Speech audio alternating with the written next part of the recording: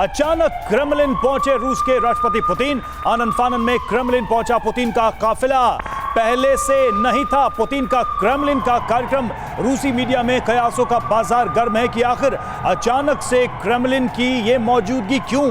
क्या कोई बड़ी तैयारी या बड़े ऐलान की तैयारी चल रही है? क्रेमलिन फिलहाल अचानक से पहुंचे हैं पुतिन और अपने काफिले के साथ पहुंचे हैं। पहले से कोई प्लान नहीं था, ऐसी कोई जानकारी नहीं थी, लेकिन आनन फानन में क्रेमलिन पहुंचा है पुतिन का काफिला। बड़ी खबर इस वक्त ही मॉस्को से आ रही है।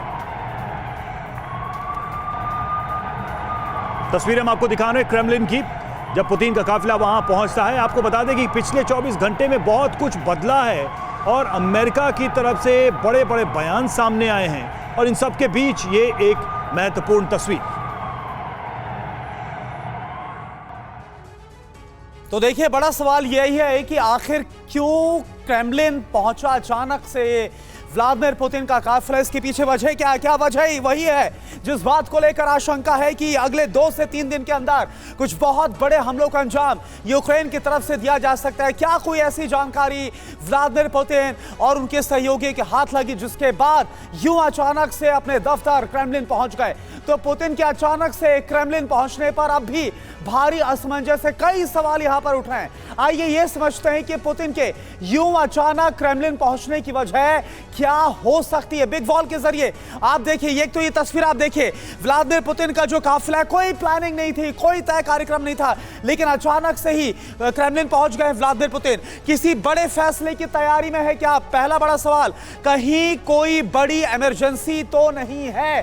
दूसरा बड़ा सवाल, किसी बड़े ऑपरेशन का आदेश तो नहीं देंगे व्लादिमीर पुतिन, रूस के राष्ट्रपति? चौथा बड़ा सवाल क्या है, कोई बड़ी खबर मिली है क्या रूस के राष्ट्रपति को जिसके बाद अचानक से क्रेमलिन पहुंचे हैं? और पांचवा बड़ा सवाल, कोई अंदरूनी संकट तो नहीं खड़ा हो गया? इस पर हम बात करते हैं। हमारे साथ जो खास मेहमान मौजूद हैं उनसे सबसे पहले आपका तारुफ करा दें। अचल मल्होत्रा साहब है हमारे साथ, पूर्व राजदूत। इसके साथ साथ मेजर जनरल संजय सोई हमारे साथ हैं। सर, आपका बहुत बहुत स्वागत है। और डीएस त्रिपाठी सर भी हमारे साथ जुड़े हुए हैं। सर, आपका बहुत बहुत स्वागत है। मैं सबसे पहले अचल मल्होत्रा सर आपके पास आ रहा हूं।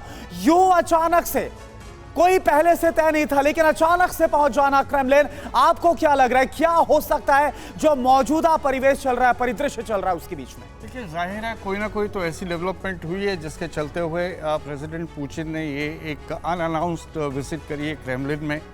अब वो किससे मिल रहे हैं वहाँ, और कौन कौन आ रहे हैं, डिफेंस सलाहकार हैं उनके या पॉलिटिकल मीटिंग है, तो वक्त आने पे ही पता लगेगा। बहरहाल आपने जिस तरफ जितनी भी संभावनाएं गिनाई हैं वो सभी पॉसिबल है। बैटल ग्राउंड से कोई ऐसी बड़ी खबर भी आई हो सकता है, आई है, हो सकता है इंटरनल ऑपोजिशन कोई है। हालांकि इंटरनल ऑपोजिशन के चांसेस मुझे कुछ कम दिखाई दे रहे हैं। पिछले दिनों में ऐसा कोई इंडिकेशन आया नहीं है। क्रॉस चेक करने के लिए भी जा सकते हैं चीजों कुछ को। भी। अब देखिए, कुछ वॉर जोन उनका जैसे वॉर रूम है, मान लीजिए वहाँ से उन्हें कोई डायरेक्ट इंफॉर्मेशन दिखाई यही देखना होगा कि आखिर वजह क्या रही, क्यों क्रेमलिन का अचानक से दौरा किया है पुतिन ने।